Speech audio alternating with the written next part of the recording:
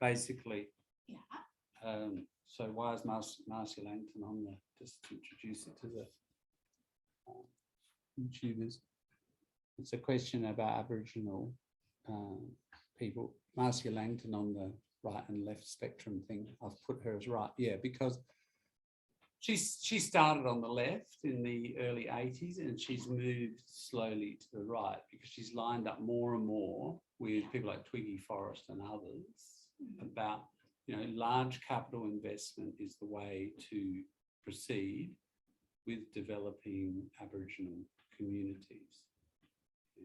But she's not saying that's the only way. It's one of the ways, and because Australian government policies lags behind that at the moment or at that moment, 10 years ago, 20 years ago, that's the well, I mean, she's still saying it now, isn't she? Right. Yeah. As far as I know, she's still doing it. Yeah. So, you know, there are those Aboriginal people who have lined up with big capital, like Noel Pearce and Marcia Langton. They're the two notable ones. Who basically say, you know, mainly mining is the way to go, and putting a lot of emphasis on that, and like rather than, I guess, more a community development model. Of, you know, certainly, I mean, mining is so destructive of environments generally.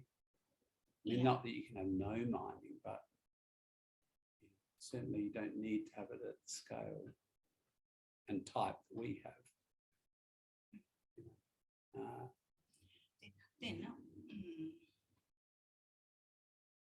What the leftists think the method to promote Aboriginal communities?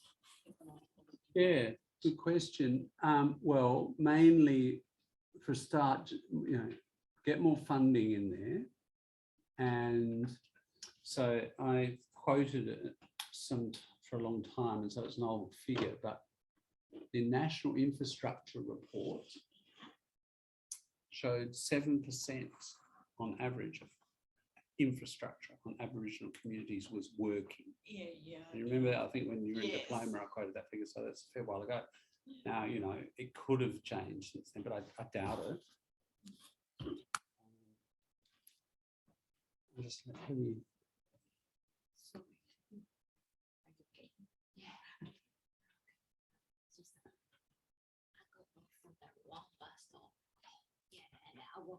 Hello, Hilly. Howdy, Hilly. Hi. How are you? Good, thanks. How are you? Good. We've gone straight into a discussion about Aboriginal issues and some questions from Keiko. Can you, sorry, and Shane is here. Hi. Others will probably arrive a little later, Heinz and others. Do you want to throw your question to the Hilly and others who might join? Well, there was Marcia Langton. Yeah. So just I wanted to know, and Marcia Langton was classified as the right, but I thought she's the left. The only thing I can think of why she's the left is because she supported the Aboriginal community's economic development with mining industry.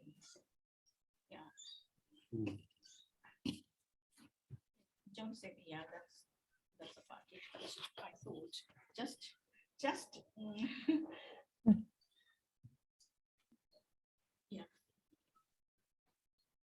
that's help. Basically, that's still help Aboriginal communities development. So I thought it's still a leftist idea.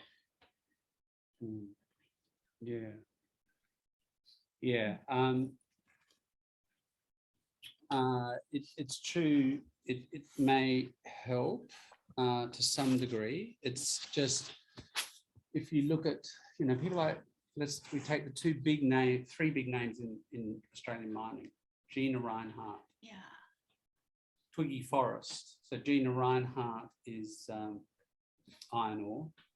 Twiggy Forrest is, I mean, he's really pushing gas at the moment, and well, now he's pushing green hydrogen, but he's been involved in iron ore actually. Sorry, I should say that was wrong. Iron ore, yeah, Fortescue Metals, and Clive Palmer's coal. Yeah. Right. Okay, so I mean, those mining interests, yeah, have clashed with Aboriginal communities historically for a long time. But don't have to clash. They can be together.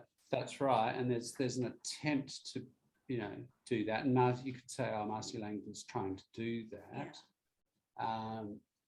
However, you know, I mean, it's not a balance. You know, one group are incredibly powerful, right? Those three people are the, you know, the richest people in Australia, with all of their political force, and when they are negotiating with a community, like in their mining area, it's a bit like the elephant and the flea, you know, in terms of power and what kind of solution gets arrived at. And historically, it's always been tilted towards the mining interests. That can be on environmental issues, on Indigenous and so on. Now, Marcia Langton overall has joined with that group. It's not like she's joining with the Aboriginal people and, you know, arguing back against the mining. Overall, she's very much with that mining group and arguing with them, right, for development of the Aboriginal communities, very much on their terms, right, on mining interest terms. Really? Yeah, it's pretty much, it's quite skewed, you know. And she's deeply unpopular overall amongst the Aboriginal community. Yeah. Okay. It's worth knowing, slang term amongst Aboriginal people for somebody who's dark on the outside, you know, or even not dark, but, you know, Aboriginal, but inside mentally, they're white, they're a coconut. Quite a humorous term, you know. But again, we leave it up to Aboriginal people to decide who's a coconut and who's not. You don't kind of just sense, in terms of sensitivities, you know, we don't call somebody a coconut. It's up to them to do that, to decide. But Marcia Langton cops the criticism constantly, you know, that she's a coconut, that she's climbed up. I mean, it's not an uncommon phenomenon that, you know, people of many disadvantaged groups, you know, some towards the top, for whatever reason, more educated, whether climb up the ladder and become professor or, you know, whatever, and then find themselves alienated from their communities for various reasons. And some of that criticism is justified, some of it's not, you know. You need to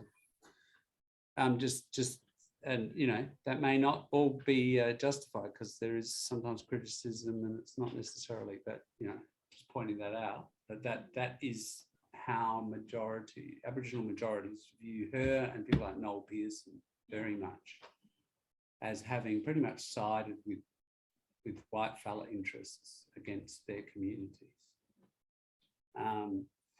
So the question then became, well, so what if that's critiqued and criticised by the left and Aboriginal people, what's the left position on Aboriginal development? And that would be like what's typically left. The basis is public investment, not private. So in other words, you know, more government funding, but then, you know, the way that is administered has got to be determined by communities themselves, right? So it's not like non-Aboriginal people give the money and control how that is done.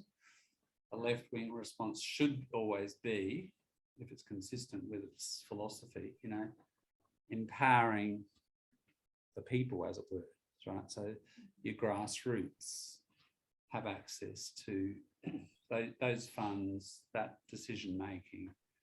They determine what they want to do, right? So if they get that money without having to have a mine on their land, you know, and they set up, they set up like tourism enterprises or art, or possibly some of them do farming, like they take over or they buy stations. Howdy hi, Sally. They buy cattle stations or, you know, other kind of farms and run those. So you know, that can get tricky because, you know, some parts of Australia are just difficult geographically to make a living from in terms of getting money, you know.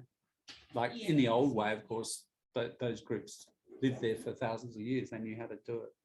The ecosystem has now changed to the point in many areas, not all, where they couldn't, even if they wanted to, go, you know, not go back, or just keep living that way. And some wish to, some don't. So it does have to be, hey, facility. It does have to be supplemented by, you know, a commodified economy. You know, there's got to be some money probably in it for most groups. How do you do that? And the common ones are, art, tourism, like cultural tourism, some kind of farming, often. That's in the more rural areas. In the cities, again, art is a big one. Cultural tours, you know, you can pay for a cultural tour of the Botanic Gardens. That's a good one. There's a guy called Trent Hill who runs a really interesting tour for an hour. Charges a group of 20. In the city, in the Botanic Gardens. Yeah, and get 20 people together and pay $100. You know, it's $5 each. It's pretty cheap. And or, you know, 10 people pay $10. It just has 100 an hour. It's not much.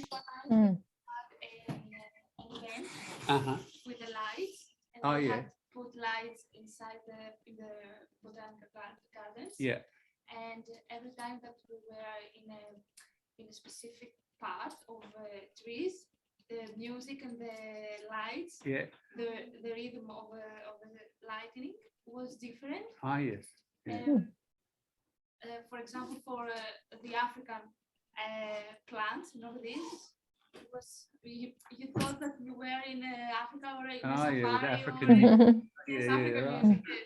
It was interesting. Yeah, right. That was in the Botanic Gardens. Yes, here. Okay. I think 2-3 months ago. Right. No, and it was $36 each, but for a group of 6 or 8 people. Right. Yes. It was good. Something different from nice. It is something. I mean, there are tours, there are people who can take you along the Torrens River and explain the use of the reeds, the trees, the animals, you know, traditional use, and they get some money for that, you know. So the point is, there are these little enterprises that exist. People down Aldinga Way can do that. There used to be a Camp Coorong. Unfortunately, that the people who ran it, the 2 old fellas who are very knowledgeable, died. And it's down near Meningie, down on the lakes near the Coorong, like Goolwa Way, but a bit further on. You have to cross the Murray Bridge. And that was one of the best tours.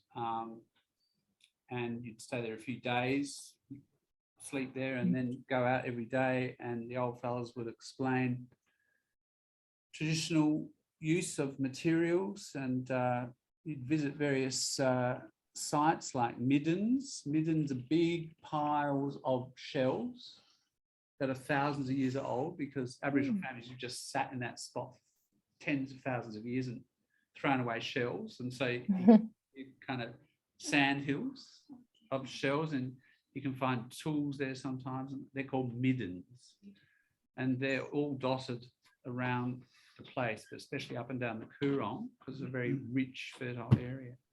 But all kinds of things. I'll show you natural springs. There's Chinese history down there, because the Chinese used to come across the Victorian gold fields at Chinaman's Well, it's called, because South Australia didn't impose a tax, whereas Victoria did.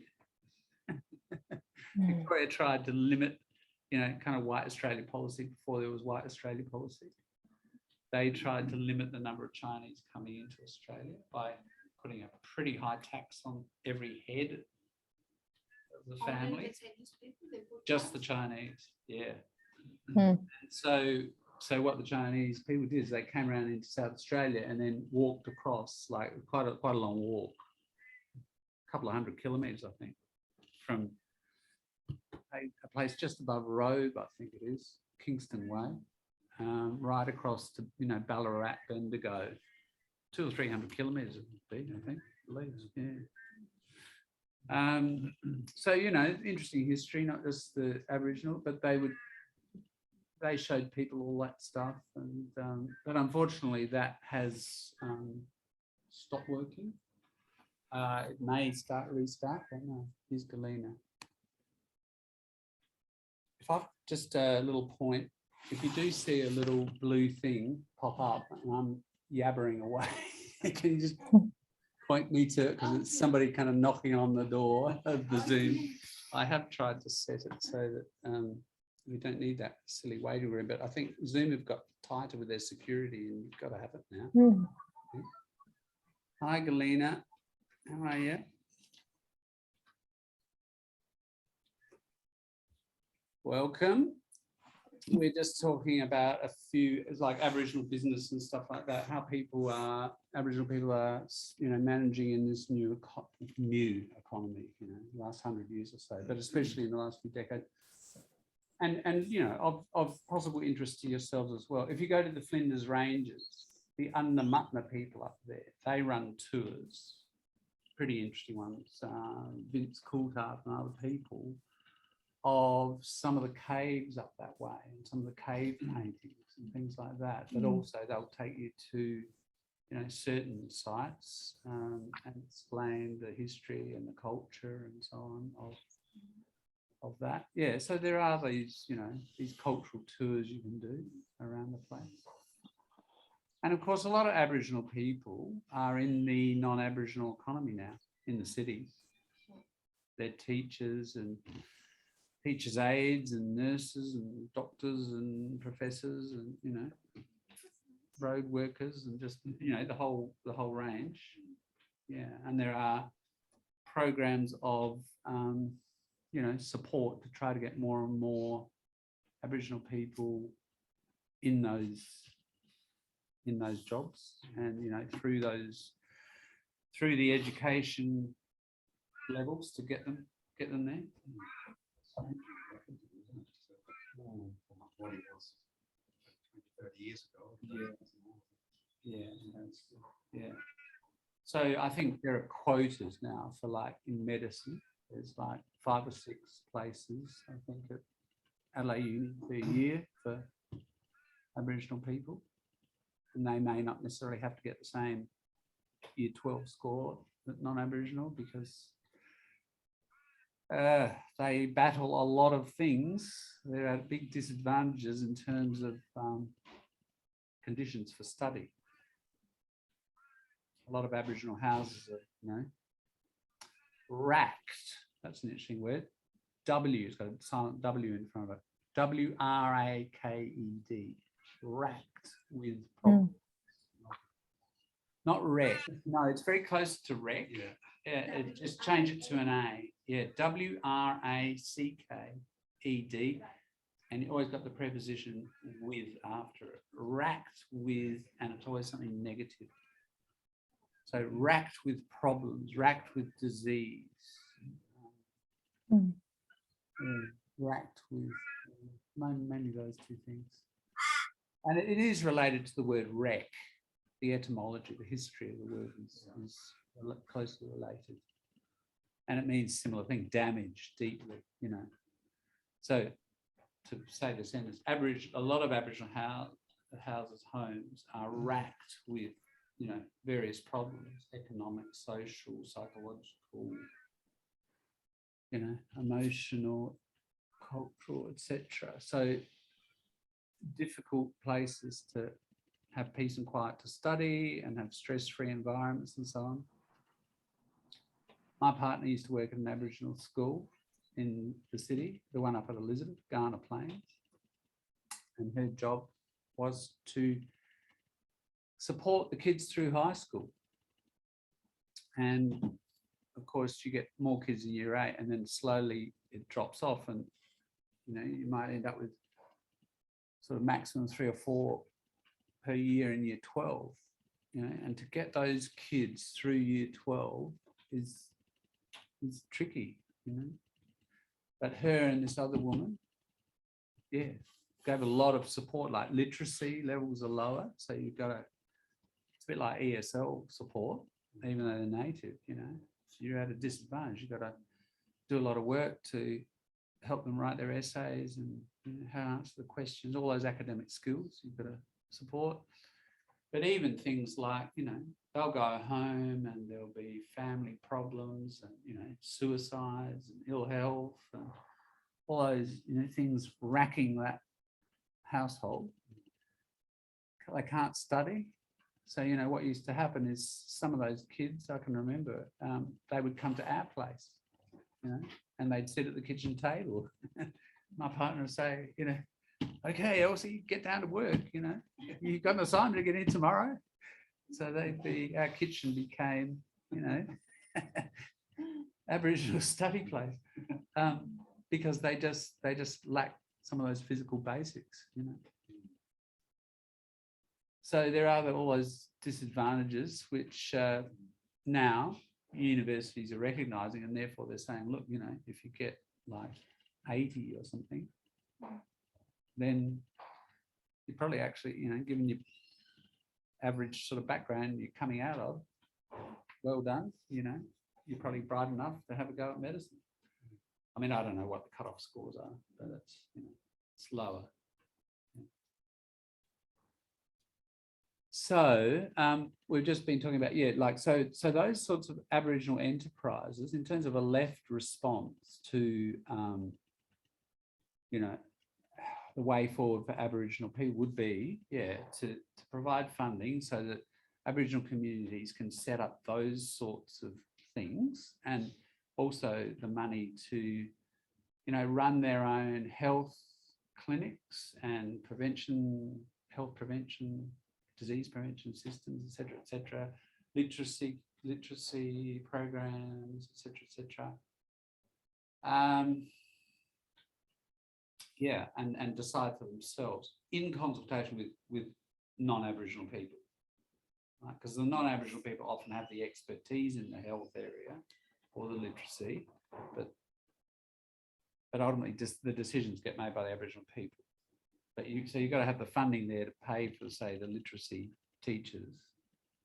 But then the question would be, for example, common question: do you want literacy in your Aboriginal language, or do you want it in English, or do you want it on both? Yeah. You know, and different communities have decided different things. That it's not outsiders coming in and saying you need to learn English only. You know, we're going to spend all our time on English literacy. They get the decision-making power. That's been the model since, I guess, the 90s, early 80s, mid-80s on. Question. Yeah. Since there are, you know, hundreds of different Aboriginal languages, is there some agreed for universal Aboriginal language for universities, or No, no. They're as diverse as, you know, if we take anywhere, Africa and all the different languages, or Europe and all the different languages, like Asia, you know, like there's no universal language. They can have a sort of community language class like the Mhm. Chinese community have Chinese language class, Yeah. Japanese community have Japanese language class, Yeah. like that. Each Aboriginal language community have their own community based.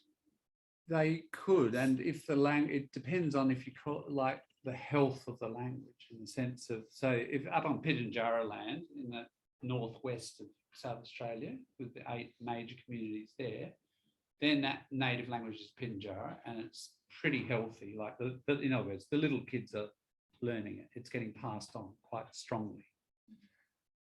And lots of those people, most of them, would not have anywhere near, I'd say all of them, wouldn't have the level of English that we're using in this room, for example. Very, very few. They speak English, right? No. They do, but just kind of functional, you know, The so basic they can, they can interact economically and, you know, work with whatever services are around, and some people not, you know, some of the older people know, and they'd be using family members to negotiate stuff. That's pretty common. You know, those people will end up in hospital and, you know, sometimes, and they will not have somebody, you know, or they'll need a translator. Yeah. So, I mean, you know, that's a good thing in the sense that language is solid and healthy. And so those people do have, in many cases, education in their language, some of the time, and some of the time in English, and it's up to them to decide. The problem is you run into funding problems. So overall, the pattern's been this. The Northern Territory communities have overall decided what they want is literacy in their first language. Right? So, and that's been on the advice of linguists who say, you know, you teach literacy to somebody, it's much better to learn it in your first language, and then you learn sound letter correspondence.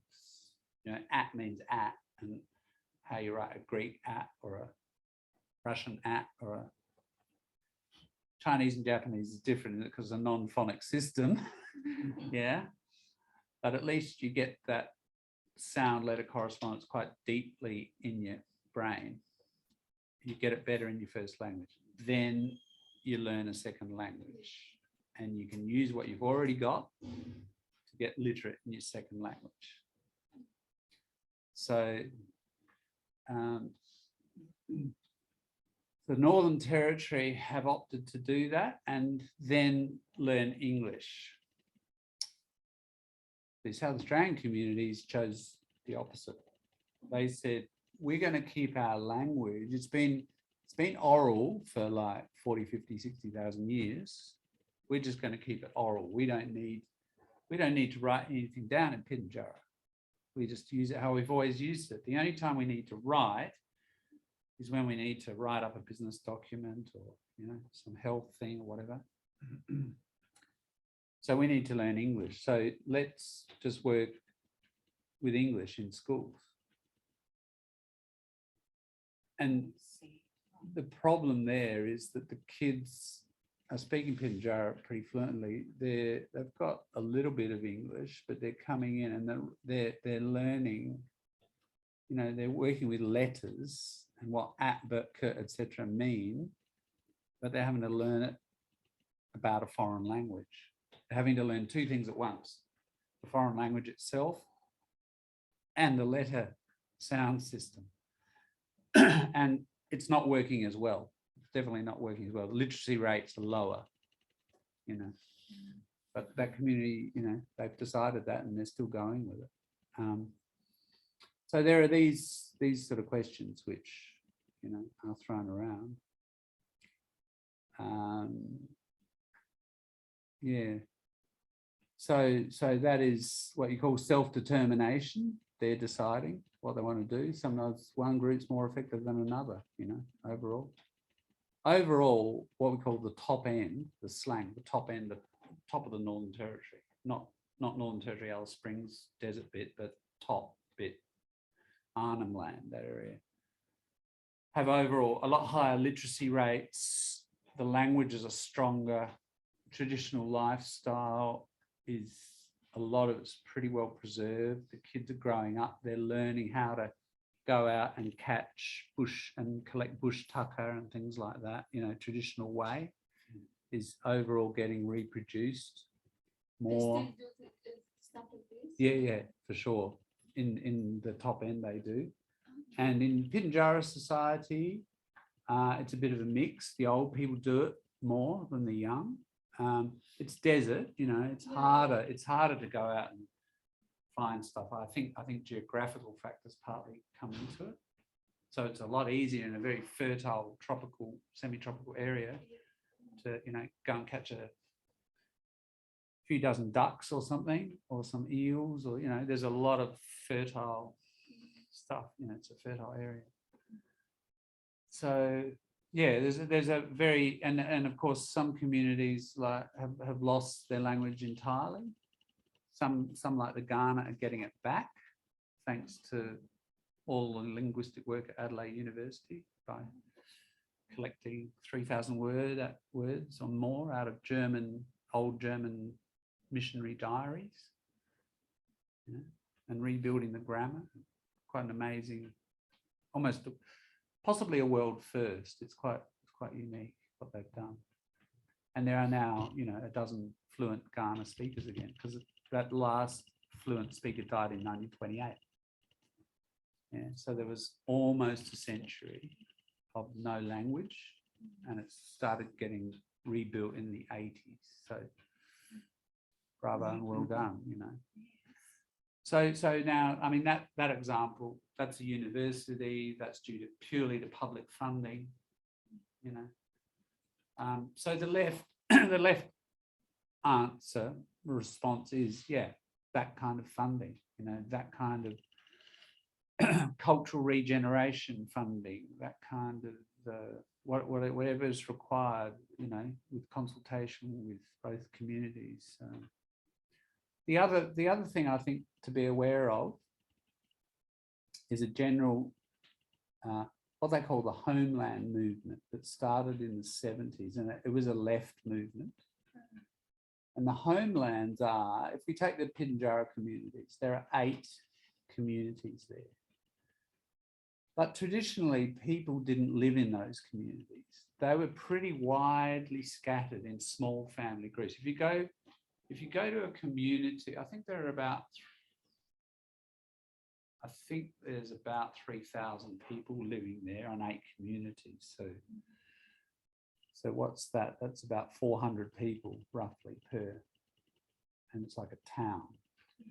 Now, those towns are the product of colonial interference, if you like, or invasion, in the sense that they were the old missionary points where whitefellow missionaries went and they started to supply constant supplies of flour, sugar, tea, water.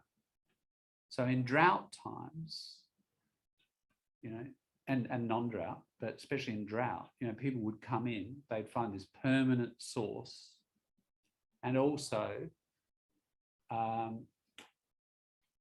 surrounding areas were cattle stations, large, and the owners often were kind of pushing Aboriginal people off or discouraging them from being on there. So they kind of, it's a bit of a push and a bit of a pull kind of scenario, and over the decades they end up concentrating in these places where they weren't traditionally. So, you know, when we talk about funding Aboriginal communities, do you just fund those 8 communities? You do need to, because, you know, setting up like medical clinics and things like that, for example, each one's got to have one. But if you really want people to preserve their culture and their language and so on, like some of those people saying the biggest community is Ernabella. Pukacha is its indigenous name. Now, that's the Where is biggest. this in South Australia? That's in South Australia, right in the northwest corner in Musgrave Ranges. Now that was an old mission, a church mission,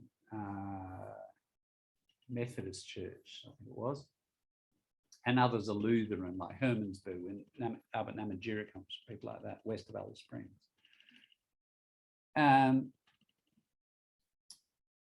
Those people, some of those people living there, there'd be 300 or 400 people more, maybe in Annabella, because it's the biggest.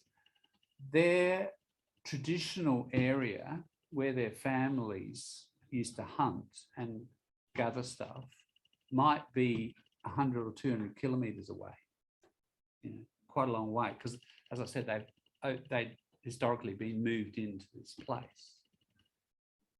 So as we know, Aboriginal people are very connected to the geography of the place, like creeks, rocks, etc., and they have dreaming responsibilities. So it might be springtime, you know, a certain flower comes out, that's a sign that they need to go to that area and perform a series of ceremonies, maybe some burnings or whatever. They've got to hunt certain animals, collect certain things. Otherwise the country gets sick, it dies. That's the view. And when they're brought in, of course, or they come in to a place far away, they don't do that anymore in some cases. So the culture gets lost, and language and identity and all sorts of things, right? So this is what the homeland movement is. The homeland movement is about, started in the 70s, the idea that, all right, we realise we're here and it's in Ernabella, it's a product of Whitefella Way. Let's go back to our original homeland. So let's go back and create a little farm, like put a little, pretty simple, a lot of these, if you Google images like Aboriginal homelands, you'll see generally just a very simple little house, like made of corrugated iron, dunny out the back, you know, maybe a stockyard because, you know, various, so basically what happens is, though, ideally the movement was that, you know, those 300 or 400 people in Ernabella would all go back to their homelands.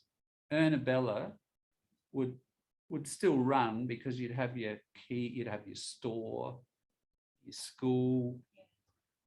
You know, you might have a bus system that brings kids into the school, but they go back to the homelands, or you might, even in the homelands, these days with Zoom and stuff, work more easy, you know, you could do some sort of distance learning. Yeah. But, you know, back on that country, those kids would learn how to hunt, how to gather. They, you know, they're losing that, living in Ernabella, watching television, all that sort of stuff, you know, that stuff's slowly dropping away. They know English? Yeah, the kids are picking it up more because of, you know, TV, internet, etc. School level, school attendance is pretty low. It's pretty low. Some communities send cars around to pick up all the kids. Hey, you get out of bed, you know, it's time for school, you know. And some of that's quite effective when you get, especially the old aunties, you know, there's a strong level of respect for elders. So often the elders, they've decided on these programs where, you know, they're going to get the kids into school and so lift the attendance rates. And you know, it can be quite successful, but it requires conscious work. Because out there, if you're a little kid, you know, you think, well, what's the point of school? You know, there's perceived relevance, and that can be quite low. And also this school, it's like, it's a room inside. And those people, if you see them around the city here even, you know, where do they like to sit? They like to sit out in a gum tree in the South Parklands. You know, they do it a lot around our place, near South Terrace. So, but this school thing, this Whitefella school is inside.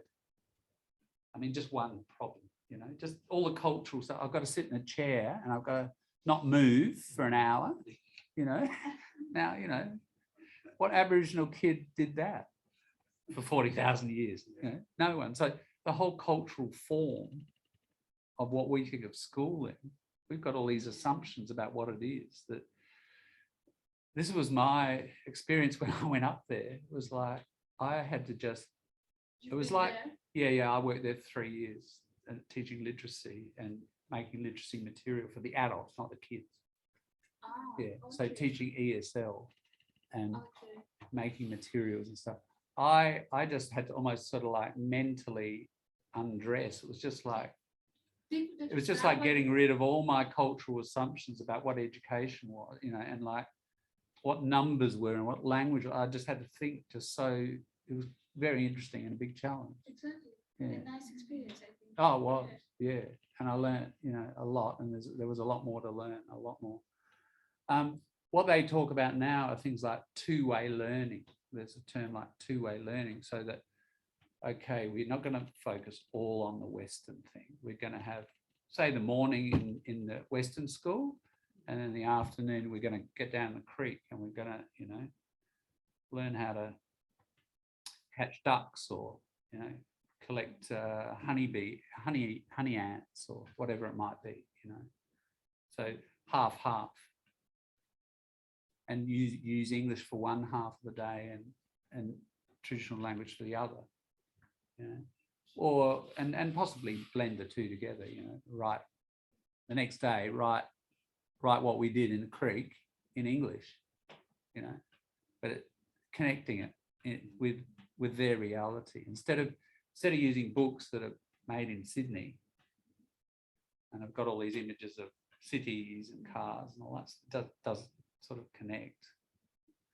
So yeah, there are all these multiple challenges, right? But back on the homeland thing, basically the ideal would be that all those family groups are back out on homeland or visit them. They're in, say, Ernabella, but they visit them a lot and they keep connected with country. They keep connected with all those labour processes that they used to perform, the hunting, the gathering, the ceremonies, all that stuff. That keeps the culture strong, keeps the language strong. And there's been some very interesting research on health, just physical health. And those people who what has happened over the last 30 years in that time, some people have gone out onto homelands and some haven't. Some people have stayed out there, some haven't. You know, and again, generally top end, the homeland movement's been more successful, probably again because it's more fertile geography, perhaps many factors, but that's one. But when you look at and compare, I know there's at least one study that looks at the physical health of people who are on homelands compared to in communities, and there's a total difference. The people out on homelands, as you can imagine, say in Arnhem Land, you know, the women would go into the water and wade kind of chest deep, collecting kind of like nuts and things out of the floating flowers, you know, catching fish, all that. The little girls would do that. The young fellas would be practicing spearing the fish from climbing up the trees, you know. Very physical, so they're doing a lot of good physical work. Their activity every day. They're eating low carbohydrate material with complex sugars, and you know, and a real variety of diversity of stuff. So, and their mental health's a lot better from the cultural connection and the physical activity and the relationships they have when they're doing it, you know. Instead of sitting like we are right now in a passive, just using our brains. Yeah, so just that works. The homeland model works, but it requires a lot of funding, a lot of discussion, a lot of, I don't know, cultural consciousness, political consciousness, you know.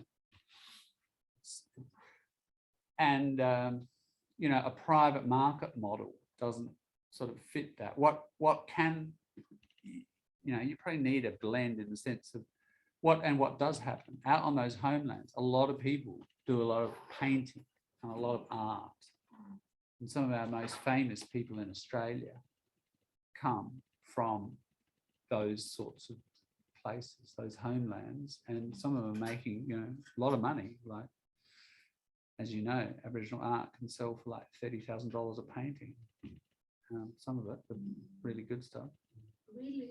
Sure, yeah. Okay. I was just recently in Darwin, and I went into this one shop and they had like all the best artists, and there's like 35,000, 22,000, Of original. Yeah. And emerging artists are a lot cheaper, but so the point is that there's, the art is getting more and more well-known, famous and valuable, and more economically viable. And that's a big opportunity. So you can sit out in a very remote place, and in some ways, possibly even more stimulating and inspiring for your art to be connected to your country and be painting those dreaming stories, because you're right there, immersed in it, And some amazing stuff is coming out of those homelands. Yeah.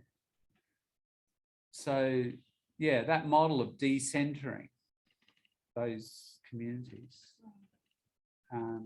but that's working, as you can see, it's working against the historical grain, if you like, the historical direction that traditional markets have been pulling people in towards the centres. Now, what happened is in the Northern Territory intervention, John Howard when was that? Was it 2006? Not sure. Must have been earlier than that, a little bit earlier. In the mid-2000s, what was called the Northern Territory intervention, where John Howard actually sent the army and the police and so on into communities. And he whipped up this scare campaign about child abuse and so on. And one of the things, there's many things that come out of the intervention, but one of the things that comes out is the plan to have only 12 super communities in the Northern Territory. So in other words, it's absolutely the opposite of the homeland thing. It's like conservative, right-wing governments don't want to spend much on infrastructure. So if you just have 12 centres, and that's where you put your schools and your health clinics and all that kind of thing, and your stores, then obviously that's a lot cheaper. If you go the opposite way, where you have homelands and people scattered across thousands of kilometres, and all of those people supplied with the required infrastructure, that's more expensive. So that's one factor. So again, the left argue for that kind of funding, the right want to cut it. The other thing is that was very strongly supported by the mining sector, because if you can get people off their traditional area and they lose their culture and they lose their knowledge of what places are important and sacred and the ceremonies and the language attached to that, mining's going to be so much easier, isn't it? You don't have communities that are going to say, oh, actually, that riverbed has this dreaming, you shouldn't be touching it, right? Basically, it is a way of detaching people from country, and once they're detached, then they're weaker. Indigenous people are always weaker if they're detached. So that whole thing, some people viewed it as really, ultimately, it was driven by the mining community to get Aboriginal people off their land. I don't really know where, I haven't kept up with that development and if that's still a project or not. You know, I think it was related. It also happened in Western Australia as well, actually. So it wasn't just the Northern Territory. But I hope you can see what I've tried to paint there. There's a picture of one side, you know, which is a kind of a dispersal, getting people back to very particular locations and geographies where their culture is, and then the opposite, which is what the invasion process did, is tended to gather people together. And this intervention actually has put that kind of on hyper speed, on steroids, and just wants 12 of these centres, you know. So there's a pull in both directions, and it's a question of, you know, as usual, like, who wins that struggle? And that struggle might be won in different states, might come out with different results. But it's important for us, non-Aboriginal people, to be aware of that. Those are the tensions, that's the history, those are the dynamics, and decide for ourselves, like, you know, what do you support? But like many things, the problem is there's not the understanding, there's not the awareness that's going on. There's just not enough education. I mean, I don't think in some schools with good teachers of Aboriginal studies, you'll learn about the Homelands Movement, for example, but most of the time you wouldn't.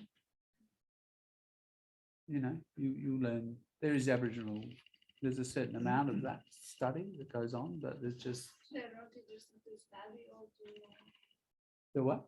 They're not interested. I don't think it's the kids' lack of interest. I think a lot of this stuff comes down to the teacher knowledge. Yeah. A lot of that's not developed enough, you know.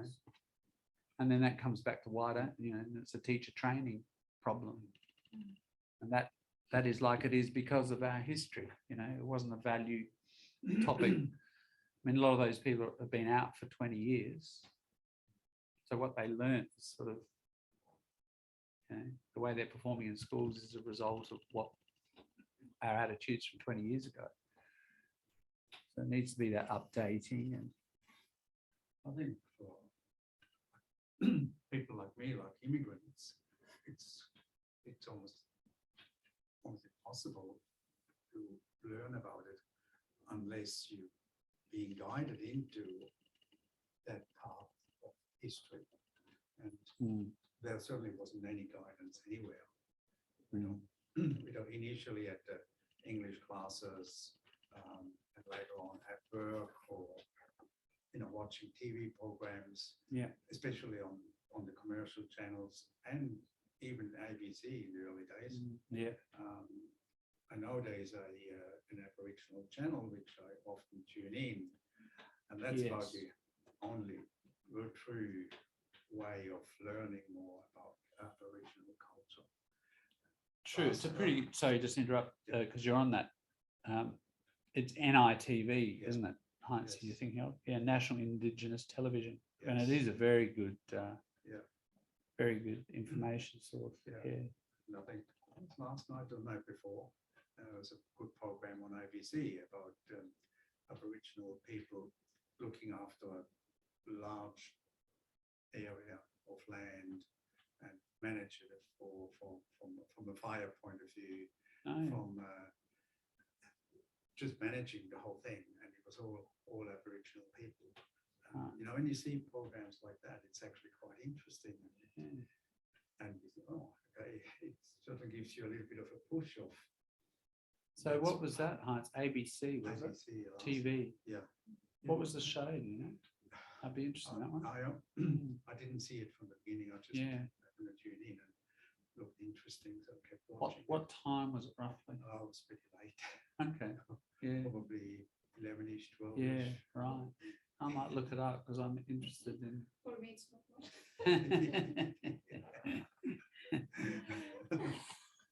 Oh, I've got somebody waiting. Galina dropped out. Keep your eye on the little blue button, guys. I don't know if you can see it from there. So I guess what I'm saying is it's unfortunate unfortunately really up to individual to maybe try to pick up on some of that part of the real history. It's I remember true. when I did your class, I took a group of people into the Belair National Park. That's right. We did. And engaged a couple of people showing us around the Belair National Park. Galina, you're back. Sorry about that. Good on you. Staying power.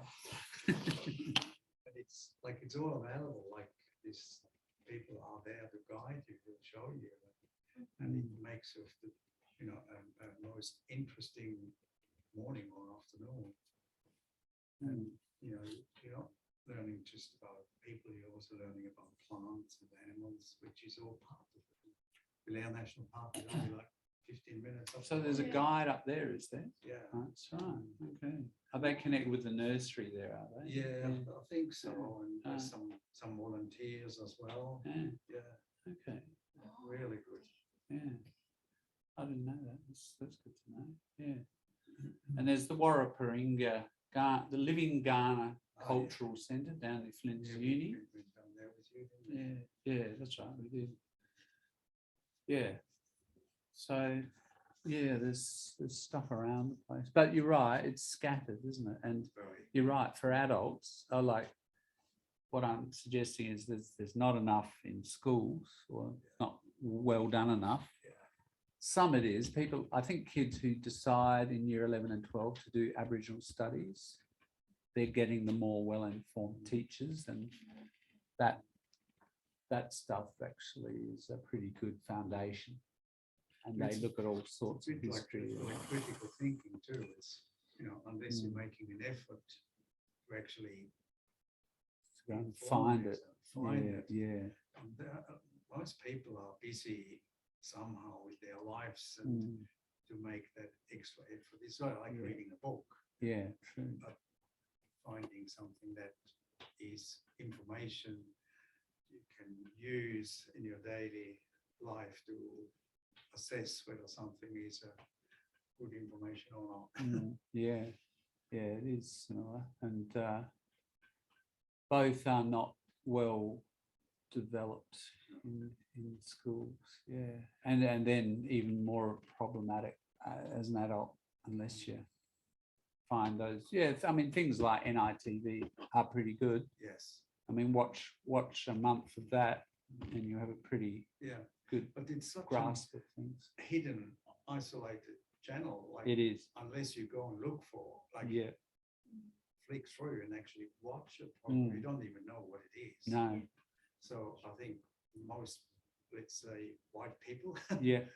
don't know about it. Yeah, I think it is a marketing problem in a sense, isn't it? Yeah. And in that sense, it should be like, say, like for Margaret people, that should be, teachers should point that out, that it's there, and introduce it, show a bit of it, whatever. At least people arriving in the country would get it. But yeah. So anyway, that was the left and right and Aboriginal issues in a nutshell. I mean, it's pretty summarised. There's all sorts of other stuff to get into, but yeah, it's an ongoing. Of course, it's an ongoing issue. Yeah, and there's a lot more these days on the ABC about it, I think, than there was. Don't know about other channels, but But I think what from a lot of those programs I've seen on ABC, people running programs which are, I have to say it in this way, they're almost angry the way they come across, which in turn I think puts a lot of people off watching that kind of programs. It's I understand that, the angle, but probably if you put that on display, people who should know about issues they just can't be bothered. Because Right. they're not Might gonna be turn off. confronted with these kind of Mm. things. Yeah, that is a interesting tightrope to have to walk. Yeah. Yeah, for sure. There is that at times. Yeah. Well, that is. Oh, now Galena's entered the waiting room again. She must be falling in and out with her reception. I'll just check with Galena that. I don't know, I had the same problem last. Did you? Yes, you did, Vasily. I could see you coming in and out too. Yeah, I don't know if it's reception here. Although Hilly, you've been okay with your reception all that time. Okay. Yeah, pretty all right. Good. Okay, it might be. Mm. Hi, Galena. You're dropping in and out, I think. Yeah.